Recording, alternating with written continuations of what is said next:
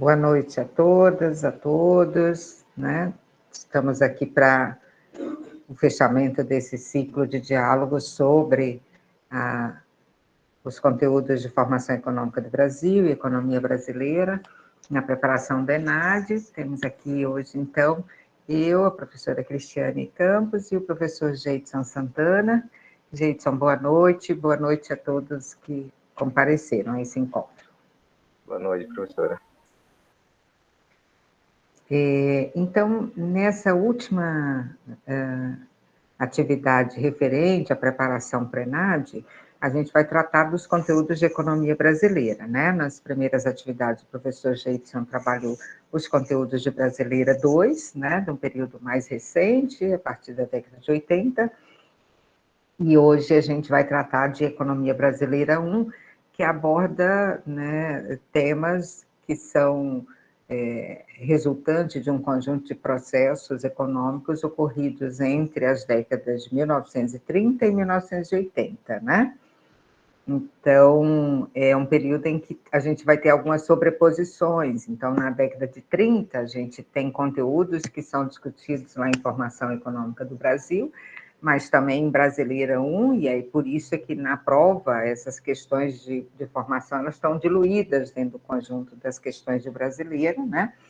E, ao mesmo tempo, na década de 80, a gente também tem uma sobreposição entre os conteúdos de Brasileira 1 e de Brasileira 2. Então, a prova ela vai tendo essas sobreposições, mas, de todo modo, é um conteúdo de economia brasileira, né?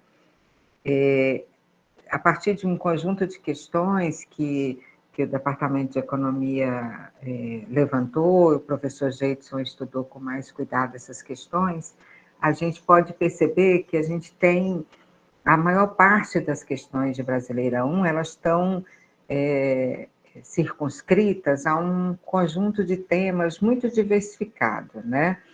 Mas a gente pode dizer que os temas mais recorrentes são os temas referentes à década de 30, ao contexto do processo de industrialização brasileira, né, destacando o início desse processo de substituição de importações, então, algumas questões que tratam do modelo de substituição de importações, e de como isso tinha sincronia com a proposta desenvolvimentista da CEPAL, que vai ser criada na década de 40, logo depois do pós-guerra, né?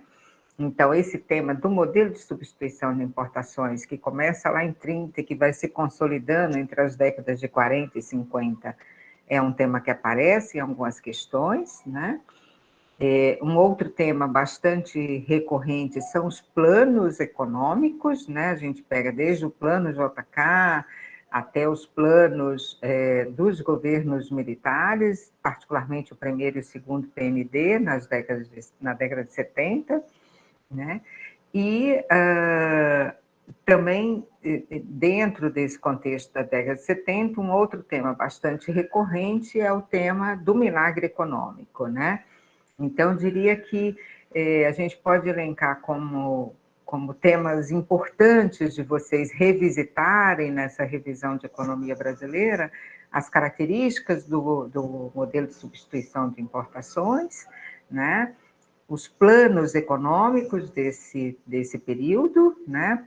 Começando particularmente pelo plano de metas do JK, mas passando também pelas reformas feitas pelos militares e o primeiro e segundo PND, e o milagre econômico que é explorado com diferentes matizes nas questões, né?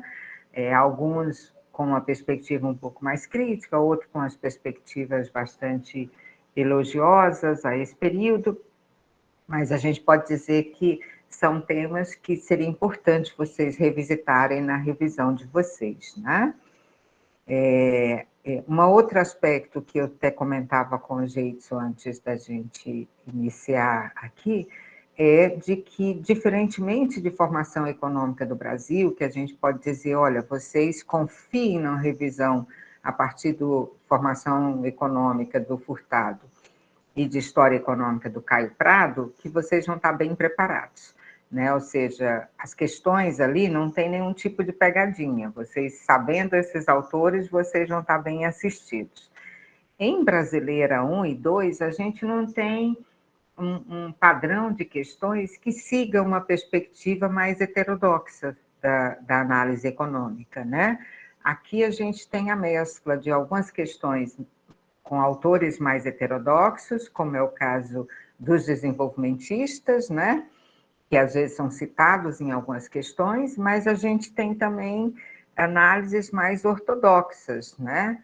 Eu diria que as questões que estão mais referentes aos conteúdos a partir da década de 60, os conteúdos que vão tratar dos governos militares, e da década de 80, elas são questões cuja maior parte está naquelas discussões feitas naquele livro Ordem e Progresso, e nos manuais, né? Seja do Jean Biagi, seja do Grimaldi. Então, dá uma olhadinha nesses conteúdos de brasileira, desses manuais, e também praticando a tentativa de resolver as questões das provas anteriores, vai dar um bom suporte a vocês de como esses conteúdos que a gente comentava, desses períodos, eles vão aparecer nas questões, né?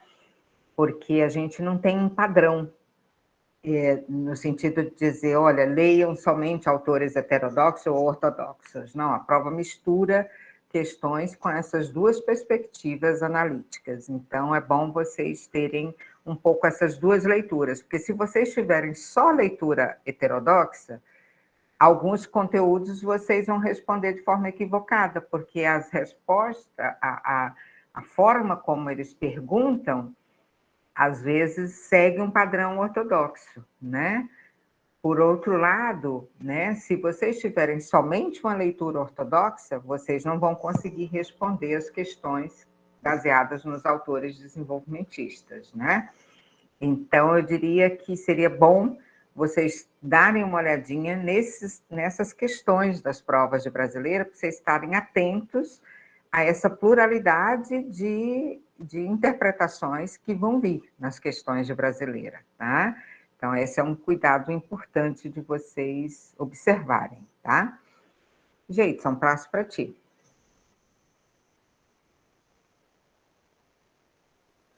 Eu acho que é isso, professor. Eu acho que a senhora fez a delineação adequada, né? Chamando atenção para como há uma mistura, né, nas questões e que é importante tentar resolver as questões. Aí, nesse sentido, a gente tem aqui as questões, eu até organizei, professora, por ordem cronológica, né? Que é algo que a gente pode, de repente, ir discutindo a partir das questões ou, de repente, ir discutindo os temas. Aí a senhora vê como é que prefere. Acho que podemos seguir essa ordem cronológica que você organizou, acho que fica Tipo, eu bacana. colocar as questões aqui, a gente ir discutindo, como é? Uhum, pode ser. E aí pedir para a turma que, à medida que vocês tiverem alguma dúvida, quiserem nos interromper para levantar uma questão, fiquem à vontade, tá? Esse momento é bem de diálogo mesmo, da gente ir conversando, tá? Que eu vou dividir aqui, eu não sei se a senhora estava pensando dessa maneira, né? Era colocar aqui as questões que o departamento passou, né? E aqui a gente vai vendo, né? Por exemplo, a dominância, da forma como a senhora colocou, né? E aí o que eu tinha pensado era que a gente colocava aqui, né? Ver se os estudantes teriam alguma ideia de responder as questões, né? Ou, de repente, não sei. Pode ser. A gente vai... Acho que a gente. E aí a gente vai, inclusive, identificando nessas respostas isso que a gente está dizendo da pluralidade de interpretações, né? Então, Exatamente. né? Mas acho que podemos fazer isso, assim, né? Acho que podemos ir passando as questões, né? Então, essa questão, né, do ENAD de 2009, né? Então, como a professora falou, né? Vai ter questões de brasileira que eu estou identificando aqui como brasileira 1, mas ela tem uma áurea, vamos dizer assim, de formação econômica do Brasil, né? Ela traz coisas lá de formação. Então, assim, né, os efeitos da crise mundial de 1929 foram transmitidos à economia brasileira pelo comércio internacional. Né? Aí já está dando algum indicativo, né, do tipo de economia que a gente tinha, né? Uma economia primária exportadora e dependente da dinâmica da demanda internacional. Então, no que se refere aos primeiros anos da década de 30, né, é correto afirmar, a despeito da crise internacional, né, tem a crise de 29, né, a gente passa, em 1920 tem um crescimento forte, mas aí vem 29, a gente tem a crise de 29, né, conhecido como o crash da Bolsa de Nova York. Então, a despeito da crise internacional, o governo brasileiro foi capaz de obter empréstimos estrangeiros, podendo assim manter a mesma política de defesa do setor cafeeiro praticado antes dos anos 30. Né? Essa é a primeira afirmativa. Né? A segunda afirmativa, a produção industrial brasileira não se recuperou rapidamente dos efeitos adversos da crise de 29, tendo apresentado baixas taxas de crescimento nos anos 34 a 36. A segunda afirmativa, a queda nos preços das exportações brasileiras provocou aumento proporcionalmente maior nas quantidades exportadas e, consequentemente, aumento das receitas das exportações. A quarta afirmativa, as desvalorizações cambiais do período reduziram a demanda por importações e beneficiar a produção doméstica. Quinta afirmativa, o desempenho do comércio internacional introduziu fortes propensões inflacionárias na economia brasileira.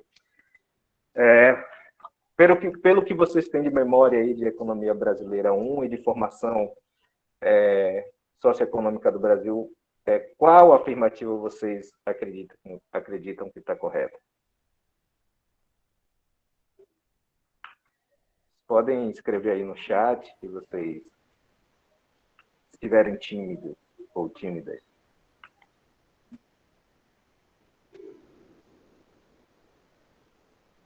Vamos lá, alguém arrisca um palpite? Luiz Henrique disse A ou B. A ou B? Vamos ver a A, Luiz. A despeito da crise internacional, o governo brasileiro foi capaz de obter empréstimos estrangeiros, podendo assim manter a mesma política de defesa do café, né, do setor cafeeiro, praticado antes de 30. Lembra a informação? A gente discutia exatamente o fato de que, quando ocorre a crise de 29, os Estados Unidos era o nosso principal comprador de café, e os Estados Unidos é o centro da crise de 29. Mas, para além disso, os Estados Unidos é que tinha crescido exponencialmente na década de 20, porque a Europa passou boa parte da década de 20 se recompondo da Primeira Guerra Mundial. Então, a Europa, ao ser afetada pela crise de 29, ela também fica sem condições de garantir empréstimos, e os Estados Unidos quebra completamente com a crise de 29. Então, a gente não tem de quem obter empréstimos, entende? Então, essa questão é absolutamente falsa pelo contexto internacional, que a gente não tem como obter empréstimos, e segundo, porque a opção brasileira ali naquele contexto foi exatamente em função desse cenário externo ter que se voltar para dentro, né? Lembra um dos capítulos finais do Furtado, a mudança do centro dinâmico da economia brasileira, né? Então, essa questão é falsa, né? Vamos olhar a B. A produção industrial brasileira não se recuperou rapidamente dos efeitos adversos da crise, tendo apresentado baixas taxas de crescimento de 34 a 36. O Furtado, exatamente nesse capítulo, vai mostrar que a gente consegue, a partir do foco na economia interna, obter taxas de crescimento que estavam acima da média dos outros países, inclusive que os Estados Unidos e que próprios países europeus, e, portanto, é falsa essa afirmação de que a gente não consegue se recuperar. A gente se recupera, e é isso que faz fortalecer a nossa opção pelo mercado interno, né? Depois indo para ser, né? Eu vi que o Jorge botou ali D e E, né? Quanto tempo, Jorge? Eu também achei que você já tinha saído, né? Olha, esse povo fica ali na moita, menos a gente espera, eles aparecem, né? Jorge também foi meu aluno há um tempão. Mas ninguém apostou na C, né? Mas a C, ela diz que a queda no preço das exportações provocou aumento proporcional maior nas quantidades exportadas. É o contrário, a gente naquele período não tinha para quem vender, não que a gente não quisesse, a gente baixou o café que só e mesmo assim não conseguia vender. Lembra? Porque além dos outros países estarem em crise, a nossa economia era produtora de um produto de baixa elasticidade de renda. O café tem baixa elasticidade de renda, e, portanto, mesmo baixando o preço, ninguém ia se entupir de café por conta disso, né? E aí a letra D, o Jorge aposta numa dessas, diz que as desvalorizações cambiais do período reduziram a demanda por importações, né? E beneficiou a produção doméstica, exatamente. Essa é uma alternativa correta. Ocorreu esse período, essas desvalorizações cambiais, e isso foi um dos elementos que nos possibilitou investir na produção interna, porque as importações elas ficaram inviabilizadas nesse período, né? E aí a última questão, né, o desempenho da economia internacional introduziu fortes pressões inflacionárias na economia brasileira. Não, porque a gente não tinha como importar, a gente não tinha dinheiro, a gente teve que se virar com o que a gente tinha. Então, a inflação não se constituiu como um problema grave da economia brasileira nesse contexto. Portanto, essa é uma alternativa falsa, a gente só tem a letra D como correta nessa questão, né? Isso. Exatamente. Algum ponto, alguma questão? Luiz disse que entendeu ali, que ele tinha feito a aposta, mas isso não significa que não precise apostar nas próximas, tá, Luiz? Não fique intimidado, esse é um momento de aprendizagem mesmo, é só... Isso, exatamente. Aí a próxima questão, né? Em lá de 2018, né?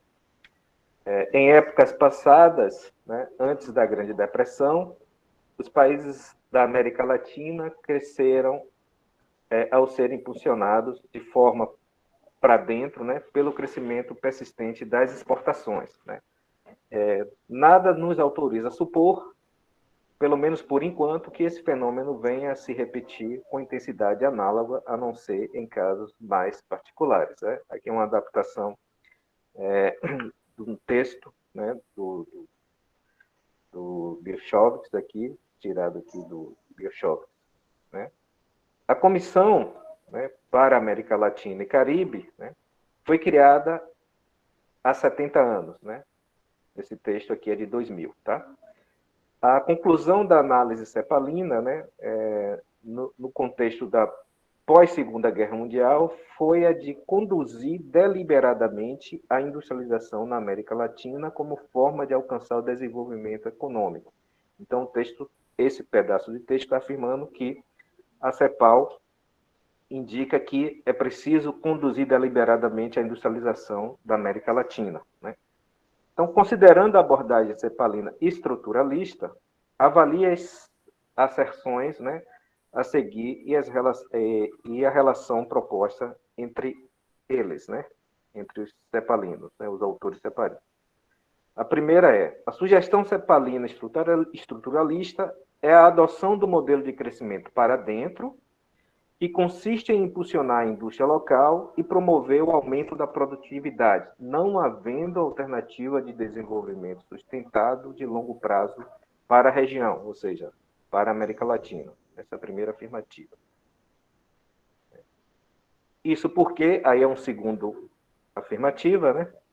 As diferenças estruturais entre os países do centro e da periferia implicam o acúmulo de desvantagens comerciais por parte da periferia primária exportadora. Então, são duas afirmativas, né, sendo que uma, em tese, está explicando a outra. E aí vem a questão, né? Preciso estar atento pelo formato da questão. Né? A respeito dessas afirmativas, né, assinale a opção correta. A asserção 1, né, e a 2 são proposições verdadeiras e a 2 justifica a correta, é uma justificativa correta da 1. As asserções 1 e 2 são proposições verdadeiras, mas a 2 não é justificativa correta da 1. A asserção 1 é uma proposição verdadeira e a 2 é uma proposição falsa. A asserção 1 é uma proposição falsa e a 2 é uma proposição verdadeira, e a asserção 1 e 2 são proposições falsas. Né? A Sara estava nos perguntando se as questões são curtas ou longas sempre, né? Assim, esse é um exemplo de uma questão longa, Sara, né? Mas, em geral, as questões são um pouco mais curtas, mas há questões longas, não há dúvida. Uma dificuldade de uma questão longa é porque, às vezes, o aluno tem que ler várias vezes a questão, porque quando ele chega lá na segunda assertiva, ele já não lembra da primeira, né? Isso, já não lembra. Então esse é digamos, uma dificuldade. Mas eu diria que se vocês pensarem nos temas centrais, talvez isso ajude, Sara, né? Exatamente. Mas quando a gente pensa, por exemplo, a década de 30, vão ter várias questões sobre essa década de 30, né? Porque é uma década em que você tem uma mudança de rumo importante na economia brasileira, né? E essa introdução, digamos assim, dessa perspectiva de desenvolvimento calcada na industrialização, né? Então, à medida que vocês têm domínio de certos temas, né, isso vai facilitar, mesmo que a questão ela venha longa. Então, eu diria que dentro da discussão desenvolvimentista, né, dessa discussão que vai fazer parte da Brasileira 1, essa compreensão do papel da CEPAL e do que é o modelo desenvolvimentista, ela ajuda muito nessa questão. Então, quando você observa o que diz a primeira assertiva, né? A sugestão cepalina estruturalista é a adoção de um modelo de crescimento para dentro, que consiste em impulsionar a indústria local, né? E promover o aumento da produtividade, não havendo alternativa de desenvolvimento, isso está muito a cara da própria proposta da CEPAL, porque a CEPAL, de fato, propõe isso, que não há nenhum outro caminho para a América Latina que não seja a industrialização, né? O cuidado aqui é porque o tempo todo ela está se referindo à América Latina, então não pensem o local como sendo somente local mesmo, no sentido de lugar, ou de região, enquanto região dentro do território brasileiro. É o aumento da produção industrial, a partir do aumento da produtividade dos fatores, no contexto dos países latino-americanos, né? E aí o Luiz nos diz ali no chat, eu marcaria que as duas são verdadeiras, mas que a 2 não explica 1, né? Vamos ver, Luiz, isso, né? E o Jorge diz, a ideia da CEPAL não era romper com limitações de crescimento de curto prazo, do modelo de substituição de importações? Não, a ideia da CEPAL era industrialização. E aí essa industrialização ela vai passar por preocupações de curto prazo, mas também de longo prazo. O que a segunda alternativa nos diz, né, a segunda questão nos diz, aliás, ainda no final da primeira, ele diz, olha, mantendo esse modelo, né, ou seja, sem impulsionar a industrialização, a gente não tem alternativa de crescimento sustentado, né? Ou seja, se a gente não adotar o processo de industrialização, a gente não tem alternativa de crescimento de longo prazo para essa economia, porque a gente vive à mercê das crises de fora, né? Essa era uma das críticas da CEPAL, que à medida que nós éramos uma economia dependente, né? O Furtado tem um capítulo inteiro em formação socioeconômica só sobre o que é a diferença da crise nos países ricos e a crise nos países pobres. Aí o Furtado dizia, olha, a crise nos países ricos começa a partir deles mesmos, de algum problema de incompatibilidade dentro dos próprios setores de atividades econômicas. E nos países periféricos, a crise começa de fora. Então, mesmo que eles façam tudo certinho, eles vão ter crise a partir de problemas de fora, porque eles não comandam o seu processo de desenvolvimento, né? Então, esse crescimento não pode ser sustentado se ele é o tempo todo dependente da importação dos produtos primários, que é feita pelos países ricos, né? Então, a preocupação da CEPAL era essa, propor industrialização, né? E aí a Sara tem razão quando ela diz, olha, a dúvida está no final da primeira questão. Eu diria, a redação aqui é muito mal escrita, Sara, você tem toda razão, porque ele poderia dizer simplesmente, olha, mantendo-se o modelo de substituição, mantendo-se o modelo primário exportador, não haveria alternativa de desenvolvimento. É por isso que eu chamei a atenção de vocês sobre a redação disso, né? Apesar dessa questão, ela citar o Bielchowski, né, a partir de um texto do Raul Prebisch, ela tem uma redação que não é uma redação tão objetiva, digamos Claro. assim. Ela é uma redação que dá margem a interpretações mesmo, e isso me parece de propósito, sabe? Para poder deixar o aluno em dúvida, se a primeira explica a segunda ou não, né? Essas coisas, né?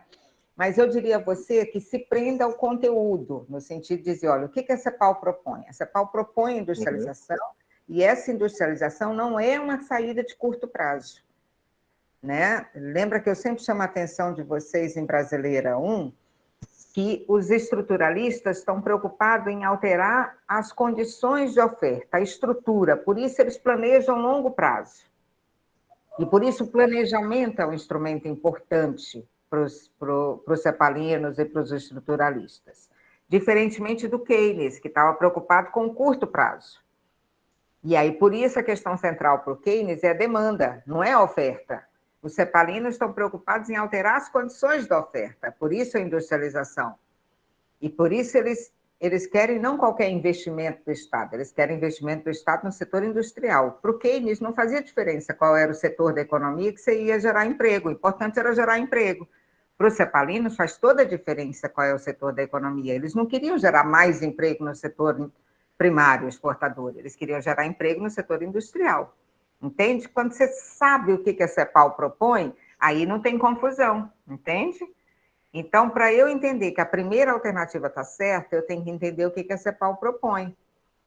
Tá? Então, quando eu entendo o que a CEPAL propõe, eu deixo de me confundir com a redação. A redação, ela confunde exatamente porque quem elabora a prova está sendo maldoso de trabalhar com a dúvida do aluno, né?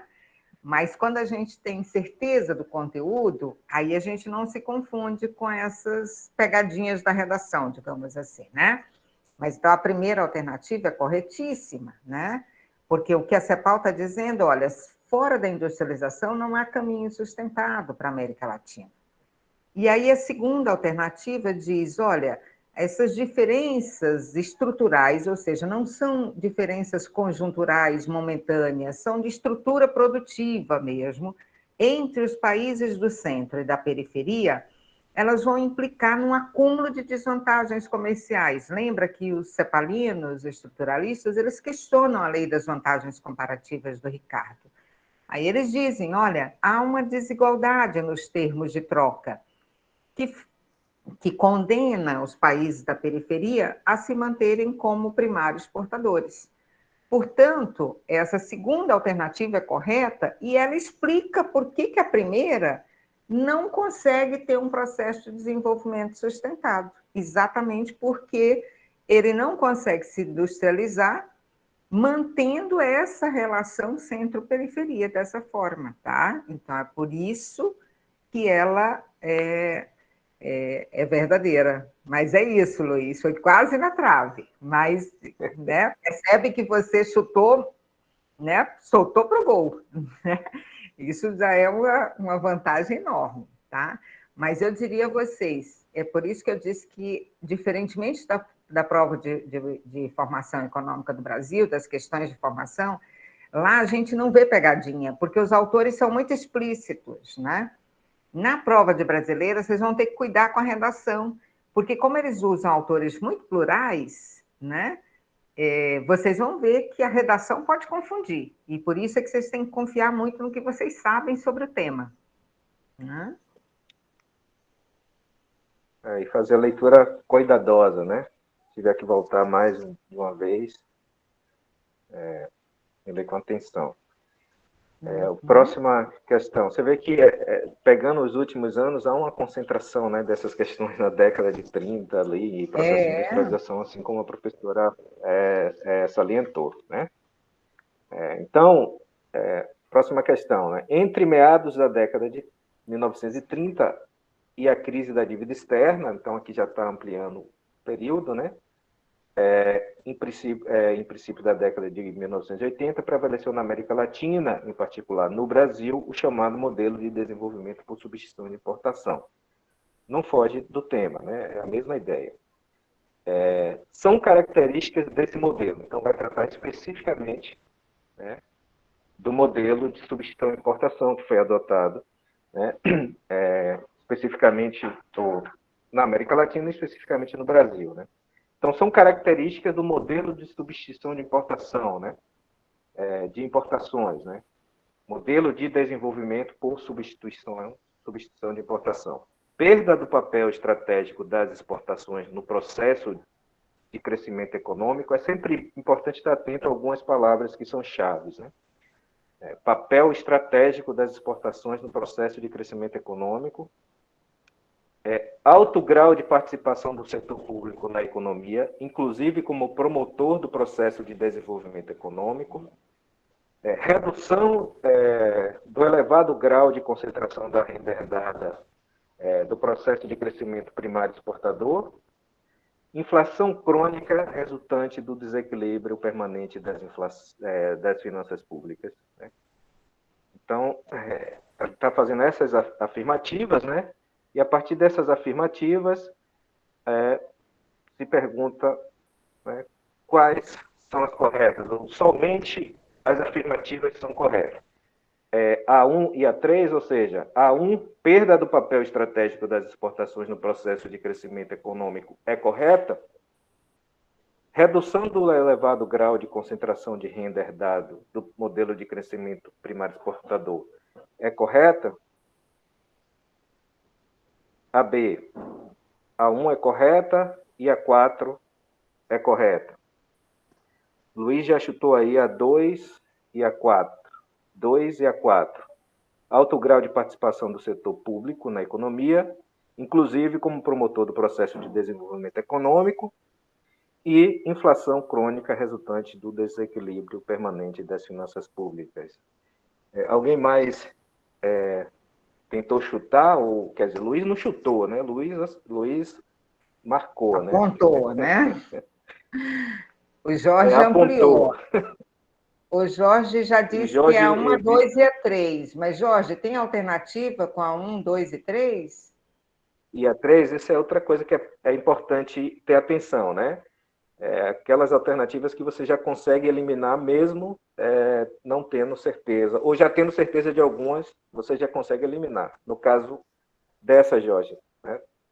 Não tem alternativa com a 1, a 2 e a 3. Então, você pode refazer. O seu palpite também não tem todas elas.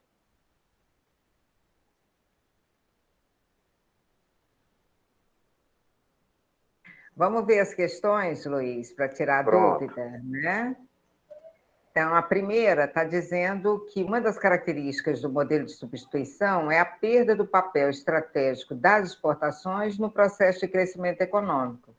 Os cepalinos, né, estruturalistas, nunca propuseram essa perda do papel estratégico das exportações. Eles propunham era mudar qual é qual é o conteúdo dessas exportações. Ao invés da gente exportar produtos primários, a proposta era que a gente se industrializasse para a gente também exportar produtos industrializados. Mas nunca houve um rechaçamento, digamos assim, das exportações, né? E, inclusive, o modelo de substituição de importações se utilizou das divisas geradas pelo modelo primário exportador para estimular a industrialização. Então, nunca houve uma recusa com o papel estratégico das exportações. O texto do Prebisch, inclusive, de 49, que lança o modelo cepalino, tem toda uma defesa de que não é incompatível os países da América Latina serem exportadores e se industrializarem, né? Então, é importante vocês se darem conta. A CEPAL não propõe uma perda do papel estratégico das exportações, em si uma mudança no conteúdo dessas exportações, tá? A segunda alternativa, e aqui eu queria chamar a atenção de vocês daquilo que a gente falava sobre o conteúdo ortodoxo da análise, né? Essa é uma questão, por exemplo, que é típica lá de Ordem e Progresso ou do Jean Piaget, né? Olha a questão que eles chamam a atenção, né? Alto grau de participação do setor público na economia, inclusive como promotor do processo de desenvolvimento econômico, né? Então, essa é mesmo uma proposição da CEPAL, que o Estado seja promotor do processo de desenvolvimento econômico, né? E aí a terceira, então eu diria que a segunda questão a segunda alternativa é absolutamente correta, né? Ela é essa proposta de que o Estado assuma um papel ativo no processo de desenvolvimento econômico, tá? A terceira está dizendo a redução do elevado grau de concentração de renda herdado do modelo de crescimento primário exportador, né? Aqui é importante, a Sara apostou nessa questão também, e o Luiz também estava em dúvida entre ela, né? Então, eu diria para vocês, ali não está perguntando sobre qual era o objetivo deles, né? Ou seja, quais seriam as intenções desse modelo, e sim quais foram as características efetivas desse modelo, né? Então, quando a gente fala nas características, é aquilo que se conseguiu mesmo implementar, né? Então, eu diria, a gente tinha alguns cepalinos que tinham esse desejo muito fortemente. Se a gente pega o Furtado, por exemplo, ele é absolutamente comprometido com a redução do papel da concentração de renda, né? Com a redução das desigualdades. O Furtado escreve sobre isso. Mas dentro dos estruturalistas, né? Dos desenvolvimentistas, a gente também vai ter autores como Roberto Campos, Delfim Neto, que não são comprometidos com nenhuma redução de concentração de renda. Então, não era uma característica do modelo de substituição de importações promover essa redução da concentração. Alguns autores defendem isso, mas não se pode atribuir isso como uma característica do modelo, tá? Por isso, essa alternativa não é uma alternativa que a gente possa dizer que traz uma característica, e sim uma intencionalidade de alguns autores, né? E aqui é a que eu acho que explicita bem a leitura ortodoxa do modelo de substituição de importações, né? Porque está dizendo, olha, a inflação crônica resultante do permanente desequilíbrio das finanças públicas. Por que eu digo que e essa aparece como uma alternativa correta? A gente vai ter inflação mesmo, né, a partir do processo do PSI, mas ele não aparece como algo crônico na economia brasileira, a não ser no governo, a partir do governo do Kubitschek. Mas se a gente pega, por exemplo, o segundo governo Vargas, ele vai enfrentar problemas por conta do uso das reservas cambiais brasileiras no governo Dutra.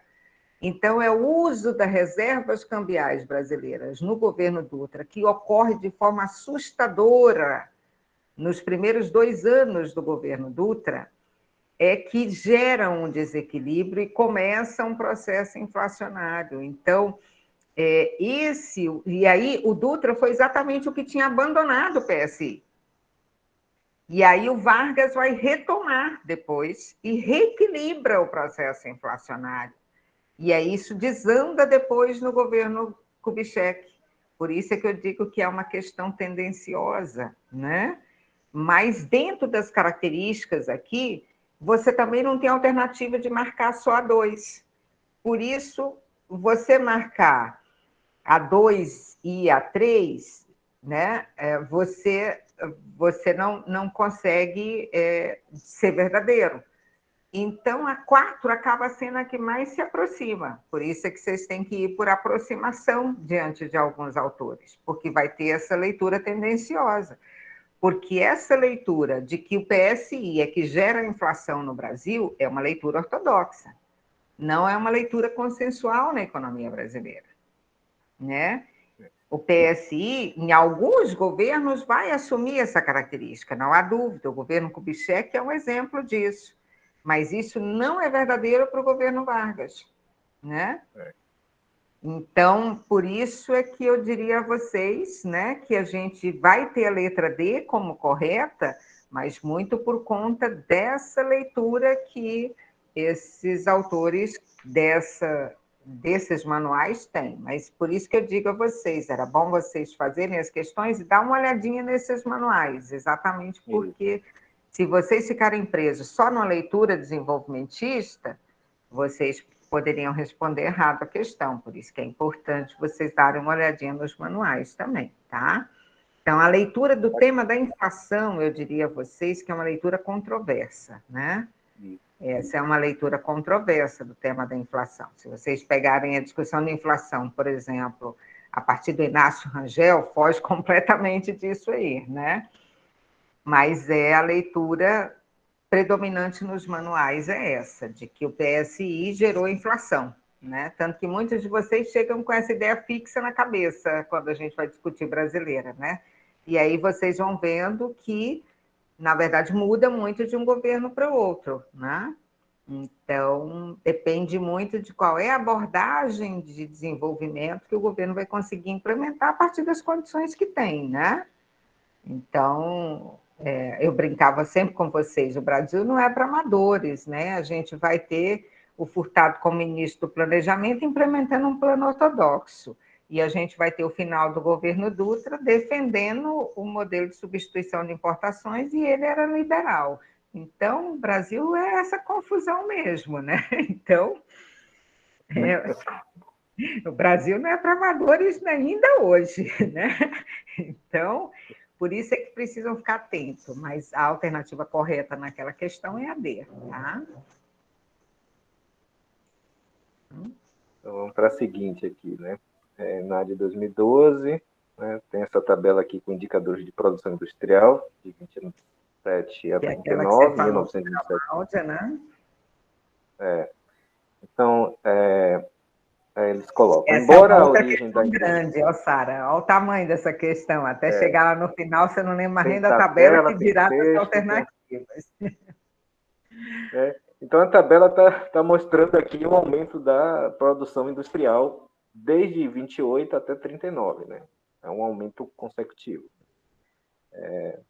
de 29 a 39.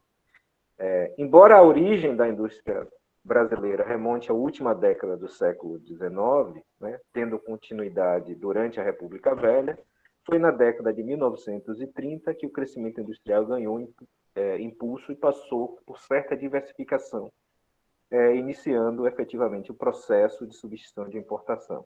Né?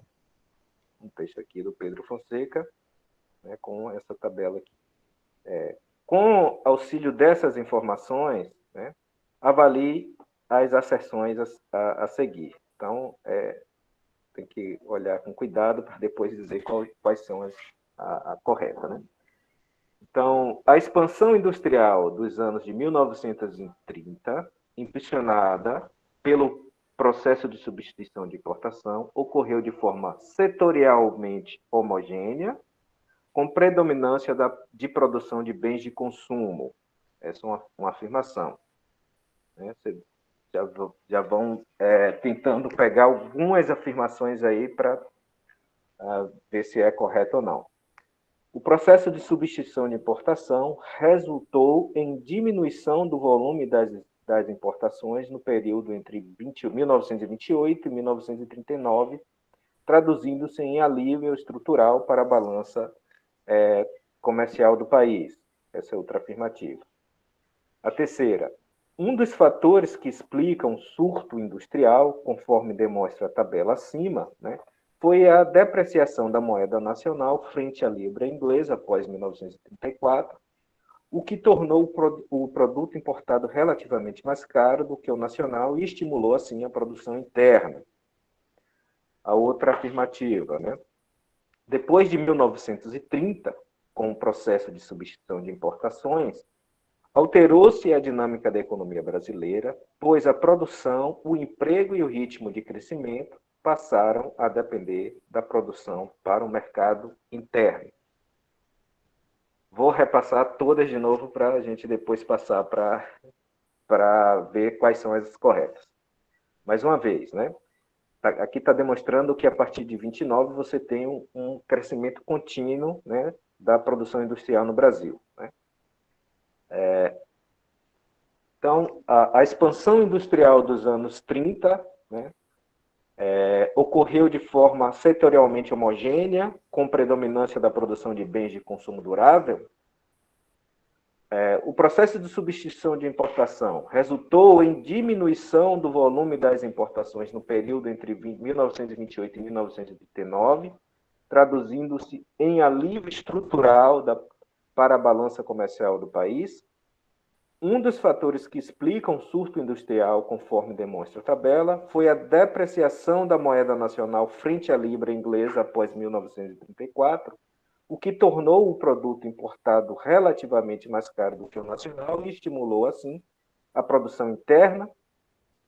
Depois de 1930, com o processo de substituição de importações, alterou-se a dinâmica econômica brasileira, pois a produção, o emprego e o ritmo de crescimento passaram a depender da produção para o mercado interno. Diante disso, quais alternativas são as corretas para vocês? Aberta a sessão de palpites. Vai ter que ler várias vezes. Para Jorge é a 2 e a 3, né? Mais uma vez, Jorge, né? Veja as alternativas. Não tem a opção 2 e 3. Já que você acha que a 2, tente eliminar.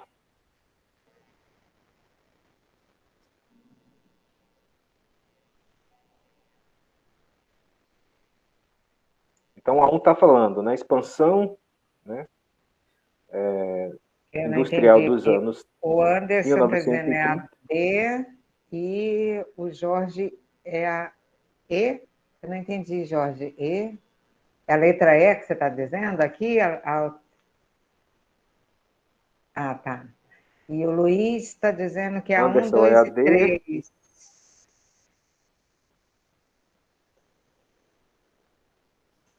Para a Sara, 3 está certa. A gente já vê, tá, Sara? E aí a 3 está certa. E aí seria 3 e qual? Porque não tem nenhuma alternativa que você marca só a 3.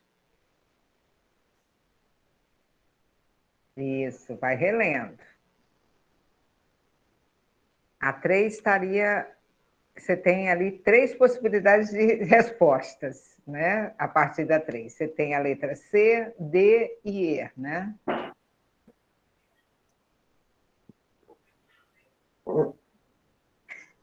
Vamos começar pela 1, quem sabe, para a gente poder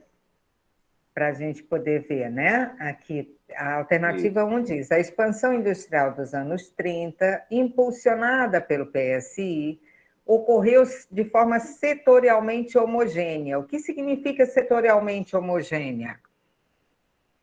Que todos os setores da economia tiveram crescimentos similares. Foi isso que aconteceu?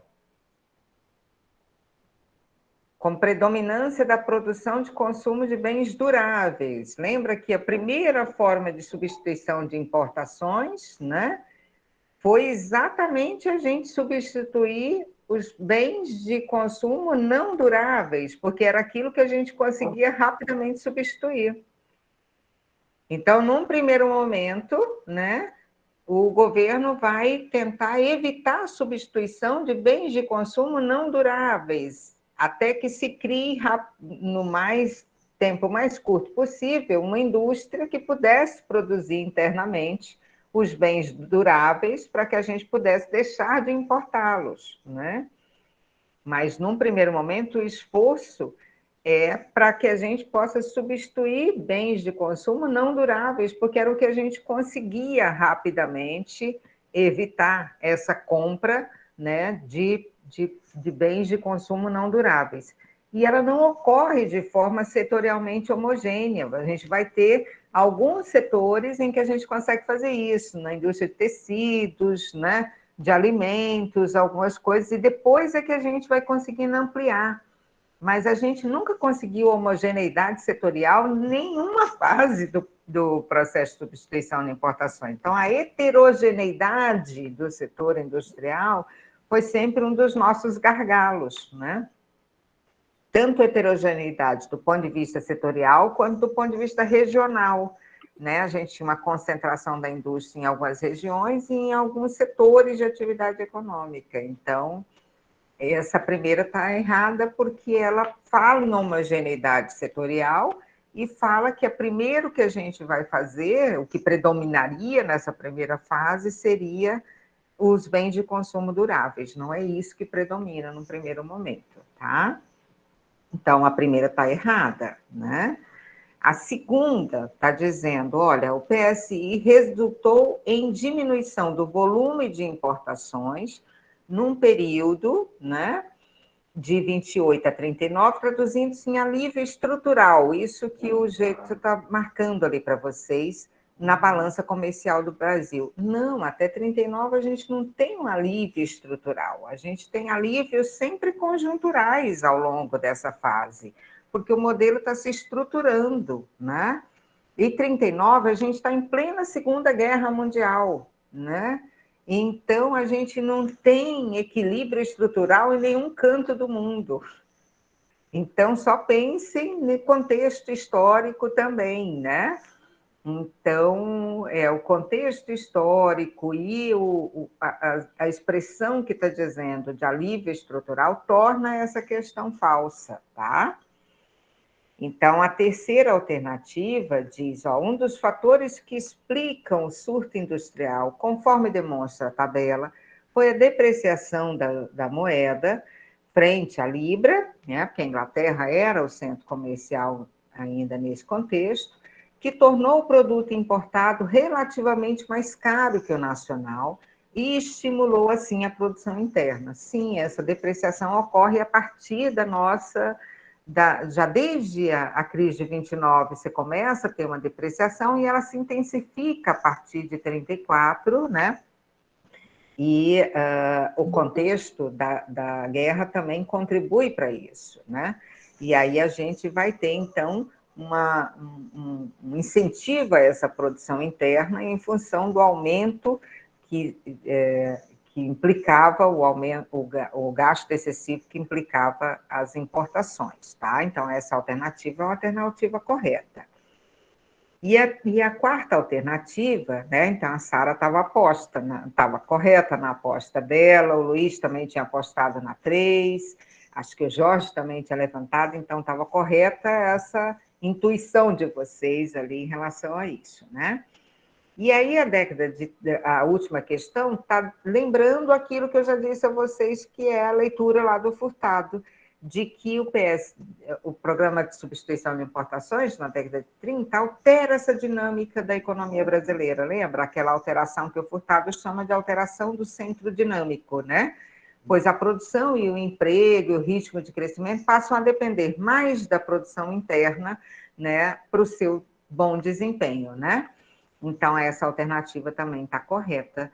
E aí, então, seria a 3 e a 4, que exatamente se complementam, Sara, E aí, então, a gente tem essa alternativa C como a alternativa correta dessa questão, que é a 3 e a 4, tá? Tudo Vocês bem estão me até ouvindo aqui? bem? Porque para mim, Cortou o som para ti? ficou cortando, professora. Talvez a minha internet aqui que está ruim do celular. Vocês estão me ouvindo bem? A Sara disse que para ela foi normal aqui. Vamos ver para os outros aqui. Ah, ok. Estamos, gente, estão lhe ouvindo bem, sim. Pronto. Então Né? vamos dar sequência, então.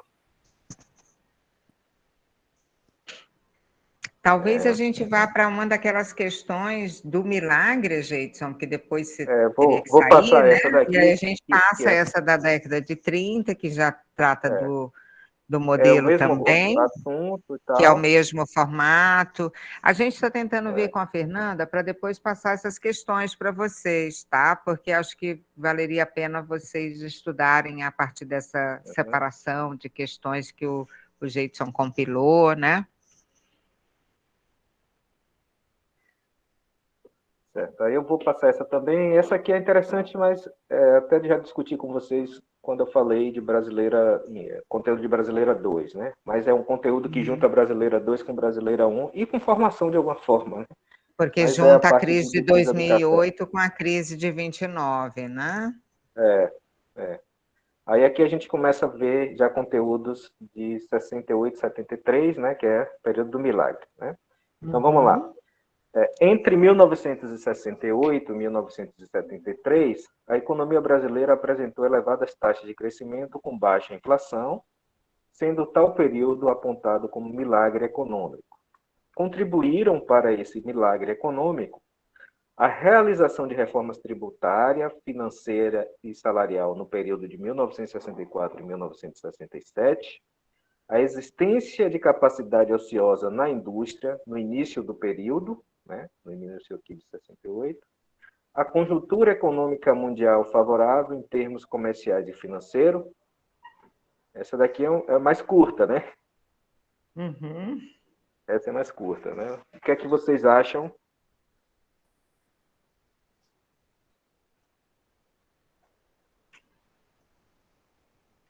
Vamos lá?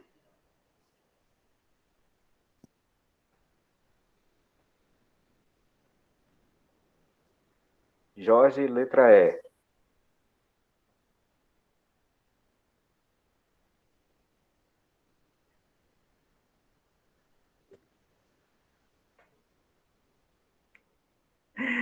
A Sara diz que não se lembra do milagre. Olha, se fosse uma prova aplicada com certa vertente ortodoxa, você estaria reprovada, viu, Sara? Porque aqui é o milagre todo, né? Exatamente. É.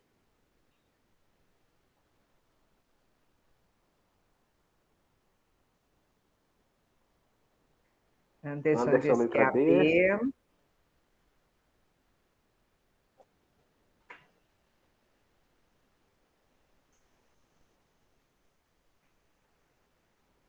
Quem mais? Jorge, Luiz. O Luiz já disse, né? Acho que o Luiz que disse a letra Jorge, E, que né? Ah, o já Jorge já falou a letra disse E. a letra E. Luiz, qual é a sua aposta? Tem o Antônio também, que está ali só quietinho, não fala nada. Luiz vai nascer. 1 e 2, né?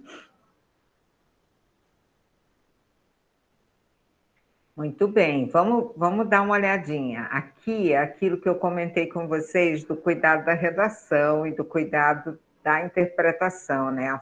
Acho que o Jorge captou um pouquinho a compreensão desse tipo de questão, né?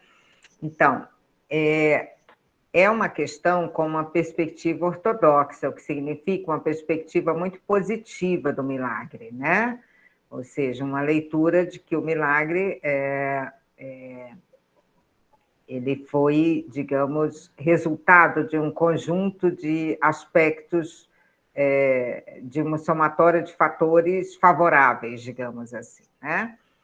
Então, a primeira alternativa, ela vai dizer, olha, a realização das reformas tributária, financeira e salarial no período de 64 a 67 contribuíram. Dependendo do autor que a gente olhar, ele vai mostrar o quanto foi perversa a reforma salarial, por exemplo, porque ela provocou um arroxo salarial enorme para os trabalhadores, mas, de todo modo, ela contribuiu exatamente a partir do arroxo para que se pudesse reduzir os custos na economia brasileira, né? Os custos do próprio processo de retomada de atividade econômica, de crescimento. E o governo militar, de fato, realizou uma reforma tributária e uma reforma do setor financeiro no Brasil, né? Se criou uma estrutura do setor financeiro no Brasil a partir de 64. Então, essa questão é verdadeira, no sentido de que essas reformas elas contribuíram para o equilíbrio das finanças, ainda que tenham tido efeitos sociais danosos, como é o caso da reforma salarial, né? Uhum. A E essas segunda... reformas, só para lembrar, para o pessoal lembrar, professora, que essa reforma está dentro daquilo que é chamado de PAEG, né? Plano de Exato. Ação Econômica do Governo. Então, Que é lá do governo Castelo Branco, né? Que vem do governo exatamente, Castelo Branco, né? E depois, a segunda assertiva vai dizer, olha, a existência de capacidade ociosa na indústria no início do período.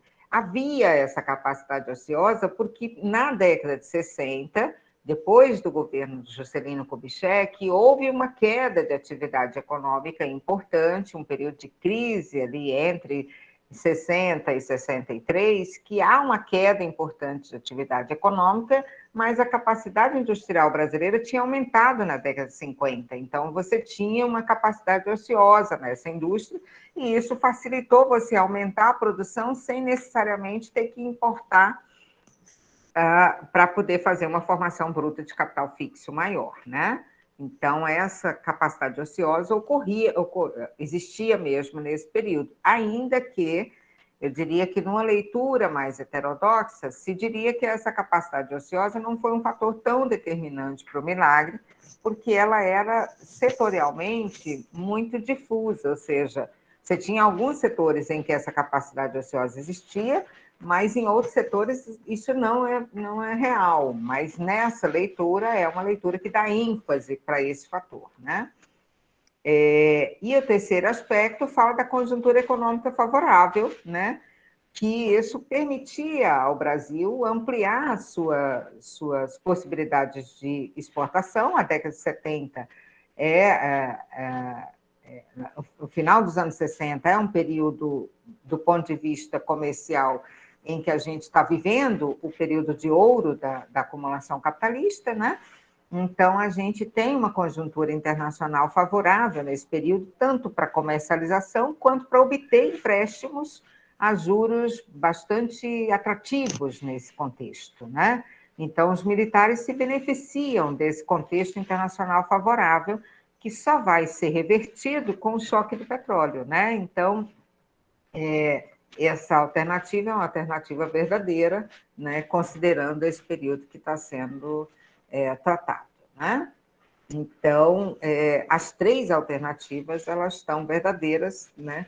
Exatamente a partir dessa leitura do milagre. Por isso que eu disse a vocês que, sobre o tema do milagre, o que mais predomina nas questões de economia brasileira são uma perspectiva mais ortodoxa. E aí eu diria a vocês, estudem esse tema a partir lá do Ordem e Progresso, do Jean Biagi, né, que vai trazer essa leitura assim mais conservadora, né? aqui uma outra questão do tipo gigante, viu? O Anderson está lembrando a importância que é essa revisão da ENAD para quem está há mais tempo, já esqueceu algumas coisas, né? Que bom, Anderson, que ajuda, tá? Então vamos lá aqui, né? O desempenho da economia brasileira nos anos de 1970 foi, em grande parte, condicionado pelo segundo Plano Nacional de Desenvolvimento, no segundo PND. O mais importante e concentrado esforço desde o plano de meta do presidente Juscelino Kubitschek para promover modificações estruturais na economia brasileira. Primeiro assertivo. E aí, por quê? Né? Porque o segundo Plano Nacional de Desenvolvimento contribuiu para aumentar a capacidade geradora de energia elétrica no país, buscando viabilizar a expansão de produção de bens com elevado conteúdo energético, como o alumínio, e permitiu a substituição de importação no setor de bens de consumo de luxo. Então, a lógica dessa questão é a mesma daquela lógica anterior. Se a primeira é verdadeira e a segunda é verdadeira e justifica a primeira, se a primeira é verdadeira e a segunda é verdadeira, mas a segunda não justifica a primeira, se ambas são falsas, né? Então, deixa eu baixar aqui para ver se é nesse formato mesmo. Se eu não me engano, é nesse formato. Né? A primeira é falsa e a segunda é verdadeira. A primeira é verdadeira e a segunda é falsa. As duas são falsas, letra C. As duas são verdadeiras e a segunda justifica a primeira. As duas são verdadeiras e a segunda não justifica a primeira. Aberta Então, vamos as voltar apostas. Aqui. Deixa eu voltar aqui para vocês lerem novamente, né? Vou ler novamente com vocês.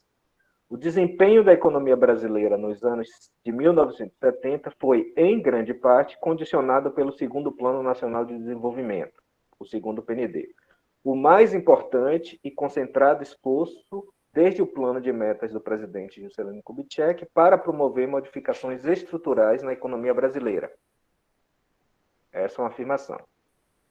O segundo Plano Nacional de Desenvolvimento contribuiu, né?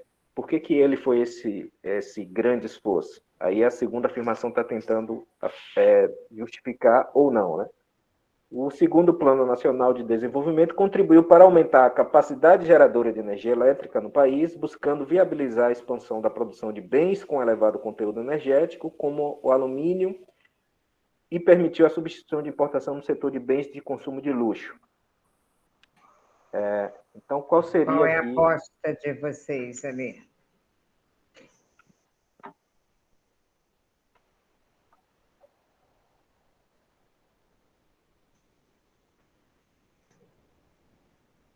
Letra B. Luiz A primeira é está dizendo verdadeira que é a B.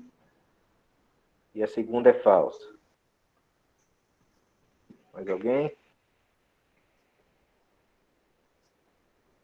O Alan diz a que a primeira. primeira é falsa e a segunda é verdadeira.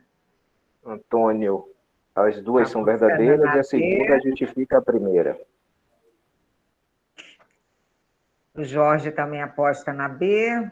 Já que tem duas apostas na Sara também, Sara também. eu vou pedir para alguém defender a B. Por que tem tanta gente defendendo a B? Vamos lá, Luiz, explica. A primeira é Jorge, ajuda verdadeira aí. Sara e a segunda é também. falsa. A primeira, por que vocês estão achando que a primeira é verdadeira? Vamos lá.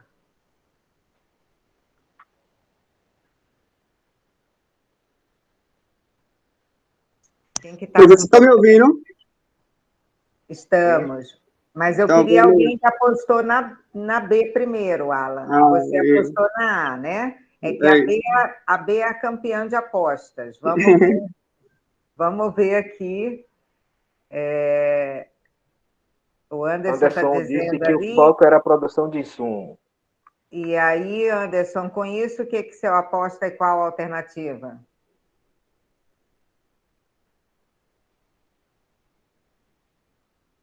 Anderson foi, né? Foi na qual, Anderson?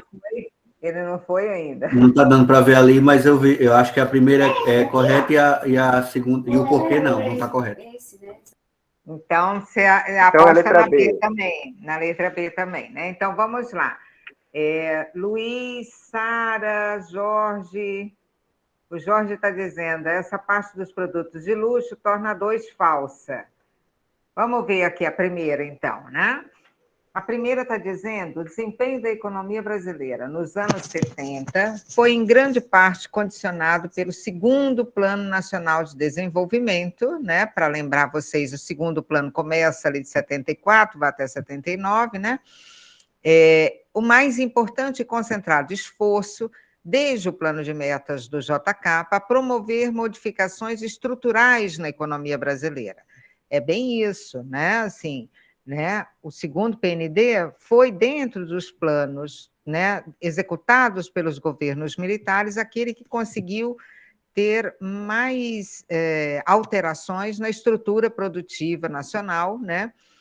À medida que investiu exatamente em indústria de base, na geração de energia, né? Energia, telecomunicações, infraestrutura de transportes, né? Então, essas mudanças infraestruturais, elas foram uma realidade no segundo PND, né? Então, isso está correto em fazer essa primeira proposição, ela tem um conjunto de informações verdadeiras sobre o segundo PND. Aí a segunda questão, né, a segunda assertiva diz, olha, o segundo PND contribuiu para aumentar a capacidade geradora de energia elétrica no país, isso é verdadeiro, buscando viabilizar a expansão de bens, a expansão da produção de bens com elevado conteúdo energético, ok? Como alumínio, né? Você tem a expansão da produção de minerais no Brasil, né?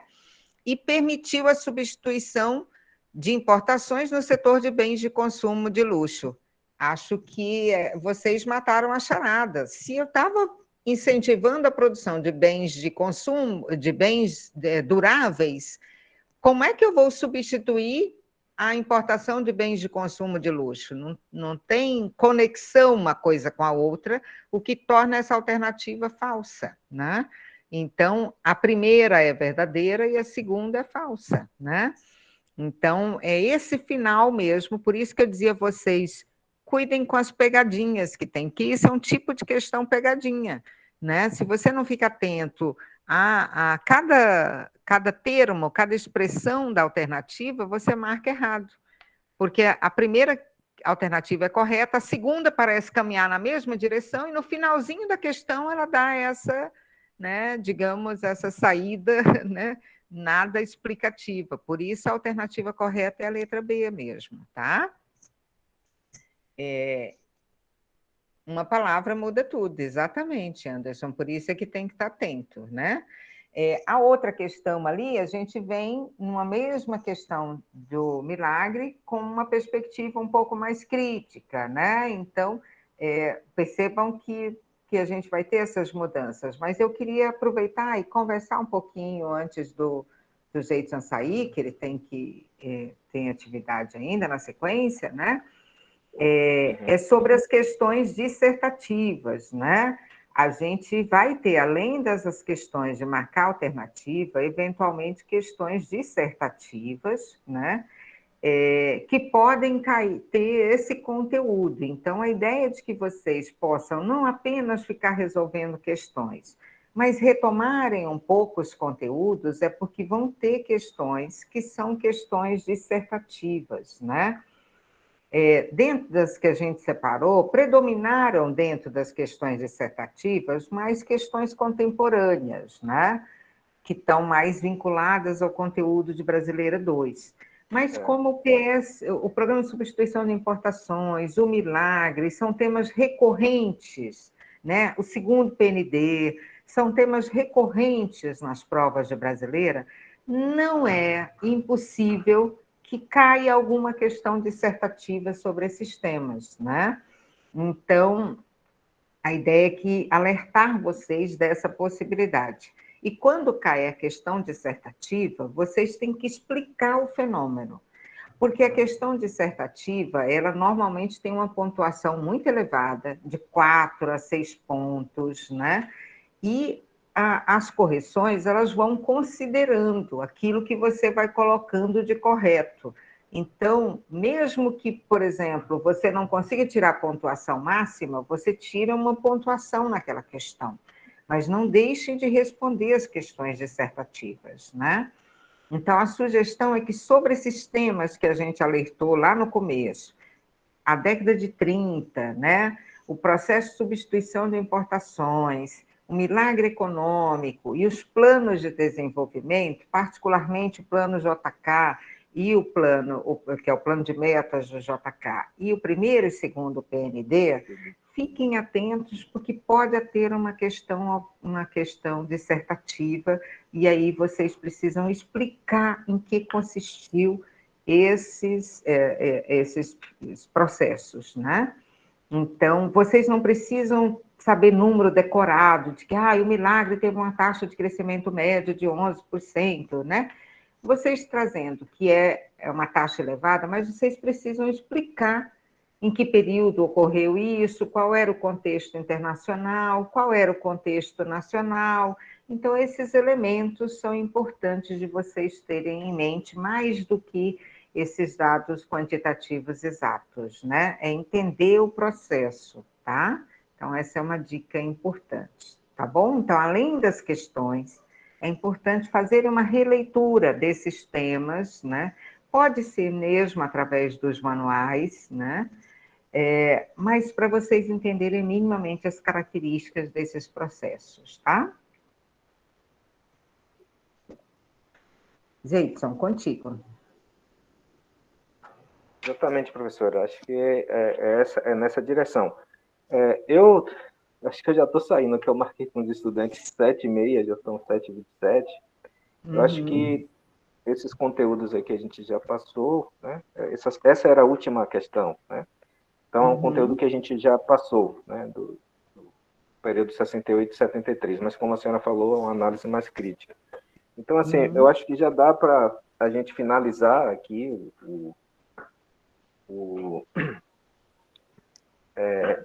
essa atividade, né?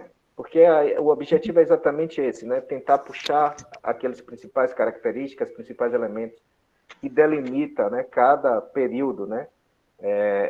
Sobretudo esses períodos que a professora destacou, né? Então, fazer esse processo de revisão com base nas aulas que vocês já tiveram, no material que vocês já tiveram, a gente vai disponibilizar esses materiais, né? Quer dizer, vai conversar com a professora Fernanda, mas a tendência é que disponibilize, né? E fazer a leitura das questões, né? Dessas questões, né? Obviamente tentando resolver novamente, mas pegando os elementos, né? Por que essa é verdadeira? Por que essa é falsa, né? Como a professora Cris estava fazendo aqui, né? E esses elementos servem para responder às questões objetivas quanto às questões dissertativas, porque às vezes a gente fala assim, dissertativa, tem que escrever, coloca os elementos que estão na sua cabeça de forma organizada, não precisa ser tudo, quer dizer, se for tudo, ótimo, né? Mas vocês têm até limite de linha para escrever, então é colocar os principais elementos, né? O que é que destaca, o que é que se destaca no período do milagre, o que é que se destaca no segundo PND, né? O que é que se destaca, né, no processo de substituição de importação, o que é que caracteriza. Pega esses elementos e vai, né, pontuando, né? Não precisa ser algo que vá dar conta de todo o conteúdo, né? E ter atenção na hora de leitura. Outra coisa é ter atenção naquela parte da prova que eu não conheço bem, mas tem uma parte que é de cadastro mesmo, né? Ter atenção ali, não é? Porque Isso é importante, esse cadastro. A gente descobriu, depois de um tempo, que boa parte da pontuação baixa que o departamento tinha, porque os estudantes não preenchiam aquela parte do cadastro. O ENAD pontua isso. Por favor, preencham esse cadastro. Tem que responder a prova toda, né? E quando eu falo toda, não só as questões relativas ao conteúdo específico, tem a parte geral também, que é uma parte de conhecimentos gerais, né? Que vocês respondem de acordo com a formação geral de vocês, né? Mas essa parte cadastral, parte de experiência da prova, né? Tenta responder tudo, né? É isso, né? E as ações vão continuar, né? Vocês vão continuar recebendo o e-mail do departamento, sinalizando os períodos que as ações vão continuar, e esse material vai estar todo disponível em um link que o departamento vai mandar para vocês assistirem a qualquer hora que vocês tiverem disponibilidade, tá? Eu me despeço aqui, eu não sei se a professora já vai fechar aqui ou vai continuar. Sim, não, também só me colocar à disposição, se houver alguma dúvida, alguma questão, eu posso ficar aqui para responder alguma questão de vocês, mas a ideia é que a gente possa encerrar a atividade, né? E lembrando que né, se houver alguma questão que a gente possa ajudá-los, vocês podem encaminhar e-mail para o departamento referente ao ANAD, solicitar alguma colaboração, Isso. e a gente vai ver o que é possível ir ajudando, tá? A gente está aqui para se somar a vocês e dizer a vocês que muito boa sorte e que esse é um processo que, à medida que vocês encaram com certa tranquilidade, que vão se preparando aos poucos, não vai ser nenhum bicho de 7 cabeças, tá? Então, boa noite, pessoal. Eu já estou Boa atrasado, noite, vou sair corrido. prazer enorme em rever alguns de vocês, mesmo que virtualmente, né? Abraço, tchau. Eu vou interromper a gravação, tá?